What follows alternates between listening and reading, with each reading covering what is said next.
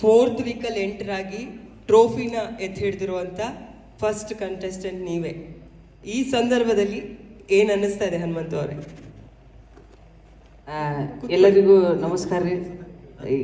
ಎಲ್ಲೋದ ಕುತ್ಕೊಂಡೆ ಮಾತಾಡಿ, camera angles ಹಂಗೆ set ಕಾಣಂಗಿಲ್ಲ, ಗಿಡ್ಡ ಇಲ್ಲ ಕ್ಯಾಮ್ರಾ ಹಂಗೆ ಫಿಕ್ಸ್ ಮಾಡಿದೆ, ಪರವಾಗಿಲ್ಲ. ಸ್ವಲ್ಪ ಚೇರ್ ಮುಂದೆ.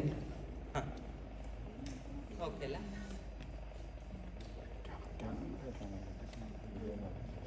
ಎಲ್ಲಿ ಹೋದ ಅಂತ ಹುಡುಕಾಡಕತ್ತಿದ್ರಂತ ಹೋಗಿ ಮಕ್ಕೊಂಡಿದ್ದೆ ನಾನು.